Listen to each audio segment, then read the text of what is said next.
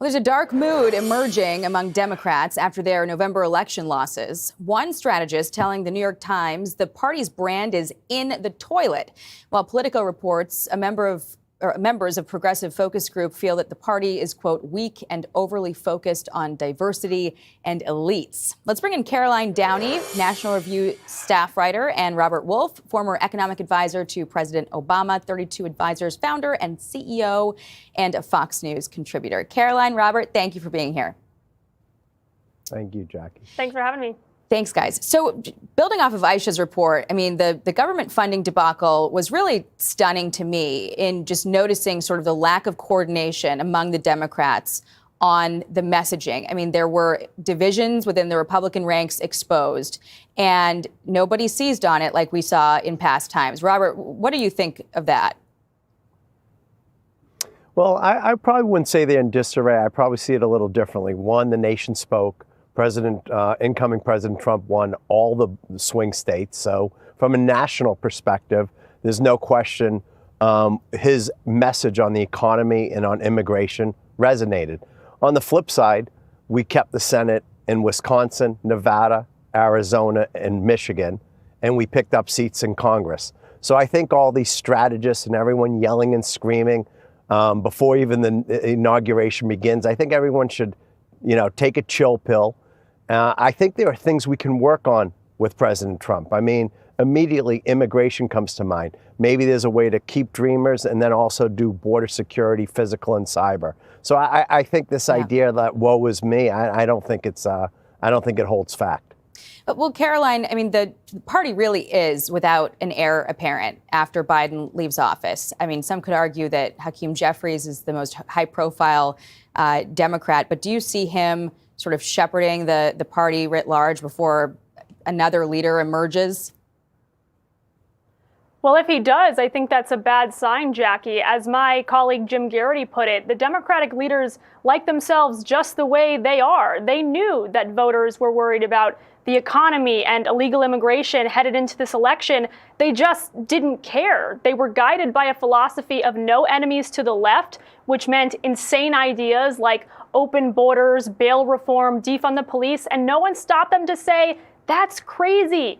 And in some cases, their policies have been literally lethal. You mentioned the recent subway murder earlier in your show, but it really shouldn't take a case like that or Laken Riley or Daniel Penny to make Democrats stop prioritizing illegal aliens and criminals over the tax-paying public. So the Democratic brand is broken down to its bones, Jackie. It's not a mere messaging problem. Well, the focus groups seem to agree with you. I mean, wrote in Politico, when asked to compare the Democratic Party to an animal, one participant compared the party to an ostrich because they've got their heads in the sand and are absolutely committed to their own ideas, even when they're failing. Democrats, and others said, are not a friend of the working class anymore. And Donnie Deutsch seems to think it's going to take a transformational figure to come out of this hole. Ronald Reagan, Bill Clinton, Barack Obama, Donald Trump. They had and have the ability to turn to voters and say, I feel your pain, I'm going to solve your problem. It's the way a person communicates, how they connect. So we can talk all we want about policy, because I guarantee if you look up on the Democratic platform, it was all there. All the message was there. The Democrats need a transformational figure. They need that figure that can connect. Robert, do the Democrats have a transformational figure right now? I would say worrying about 2028 is a bit of premature. It's like with so many of these pundits, President Trump lives in their head rent-free. They wake up to him, they go to sleep to him. It's not just 2028, though, Robert. I mean, there's a lot that's going to happen between now and then. There's got to be a voice to respond to it, right? No, well, there's two different things. You have the midterms, and I would disagree with Caroline. I think Hakeem Jeffries is going to be able to lead the party in an incredibly positive way. I mean, if you look at what's happened, we've had Pelosi and Hakeem as the leaders.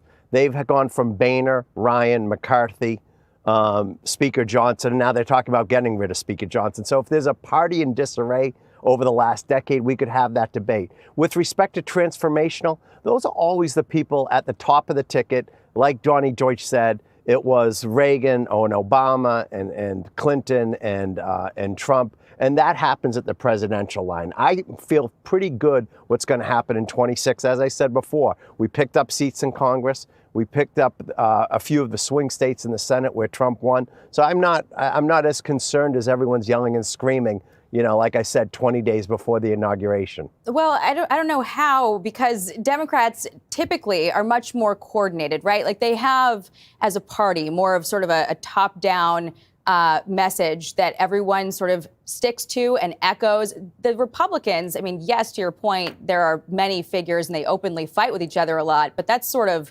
what their brand is. And at the end of the day, I mean, you have Trump leading, that side as a pretty strong force. Caroline, do you think that, anyone comes to mind in terms of who could rise up in the Democratic Party? I mean, Kamala Harris seems to be fading into the sunset, but is there anyone else that comes to mind for you? Well, Jackie, I think you alluded that winning elections is this magical recipe of effective communication and compelling policies. Gavin Newsom, I think, is formidable in his presence, in his communication style. But what's underlying that are deeply problematic policies that are very unpopular with the public. And, Nancy Pelosi was shepherding the old guard, to Robert's point, and that led the Democrats into the mess they're in right now. And everyone in the senior level of the party was complicit in the cover-up of Biden's age, which allowed a very incompetent speaker, Kamala Harris, who's this kind of faulty substitute, to come in.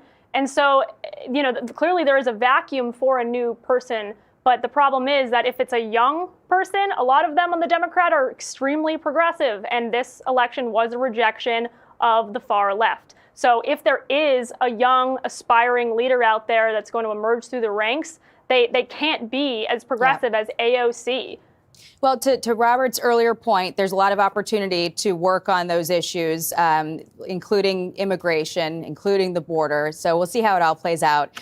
Caroline Downey, Robert Wolf, appreciate your time. Thanks for being here. Hey, Sean Hannity here. Hey, click here to subscribe to Fox News YouTube page and catch our hottest interviews and most compelling analysis.